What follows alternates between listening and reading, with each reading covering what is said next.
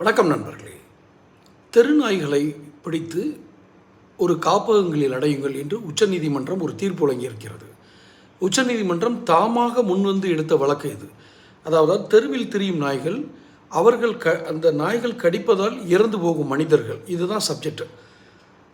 தெருவில் தெரிகிற நாய் யாருக்கும் சொந்தமில்லாத தெருவில் மட்டுமே கிடைக்கிற உணவுகளை வச்சு சாப்பிட்டுட்டு வசிக்கிற ஒரு நாய் ஒரு மனிதனை கடிக்கும் அளவுக்கு எந்த இடத்தில் அதுக்கு அந்த மாதிரி ஒரு கடிக்க வேண்டும் என்ற எண்ணம் வருகிறது, இதெல்லாம் தெரியல.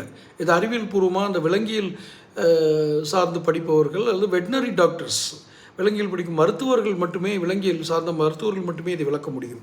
இப்போது டெல்லியில் இருக்க நாயெல்லாம் பிடிச்சி கொண்டு போய் மக்கள் அதிகம் வசிக்காத ஒரு இடத்துல காப்பகங்கள், துன்புறுத்தாத ஒரு காப்பகங்கள் அமைத்து சிசிடிவி வச்சு அந்த நாய்கள்லாம் அடைச்சிருங்க அப்படின்னு சொல்லி உச்சநீதிமன்றம் இதுக்கு 2 மாதமோ 2 ஏதோ டைம் கொடுத்துருக்காங்க.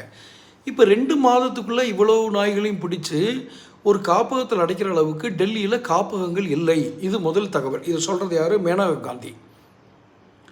இந்திரா காந்தி குடும்பத்தில் சஞ்சய் காந்தியினுடைய மனைவியார். அவர் ஒரு விலங்கு நல ஆர்வலர். அவர் பீட்டா அமைப்பில் கூட இருக்கார்னு நினைக்கிறேன். இவங்க இப்போது என்ன கேட்குறாங்க, அவ்வளோ காப்பகங்கள் இருக்கா? இல்லை, நீங்கள் புதுசாக தான் கட்ட போகிறீங்கன்னா 15 கோடி செலவாகும்னு சொல்கிறாங்க. 15,000 கோடி, நாட் 15 கோடி, 15,000 கோடி நிதி வேணும். ஏன்னா தூய்மை பணியாளர்கள் அது மாநகராட்சி துப்புரவு தொழிலாளர்கள், இதை மாதிரி யாரையோ ஒருத்தரை வேலைக்கு அமர்த்தி இத்தனை நாய்களையும் பிடிக்கிறதுக்கு செலவாகும், இந்த வேலைக்கு ஆள் போடுறதுக்கு செலவாகும், காப்பகங்கள் கட்டுற செலவாகும். இதெல்லாம் 2 மாதத்தில் நடக்குமா? ஒன்று. ரெண்டாவதாக, நீங்கள் எல்லா நாய்களையும் பிடிச்சிட்டா கூட டெல்லியில் ஒரு நாய் இருக்கக்கூடாதுன்னு உச்சநீதிமன்றம் சொல்லுது. ரைட், அப்படியே நீங்கள் பிடிச்சி கொண்டு போயிட்டீங்க அப்படின்னாலும் பக்கத்து மாநிலங்களிலிருந்து, இல்லை பக்கத்தில் இருக்க ஹரியானா, உத்தரப்பிரதேசம், இந்த மாதிரி மாநிலங்களிலிருந்து இந்த நாய்கள் டெல்லிக்குள்ளே நுழைஞ்சிடும். என்ன காரணம்? தெருக்களில் உணவு அதுகளுக்கு கிடைக்கிது, தெருநாய்களுக்கு உணவு கிடைக்கிது.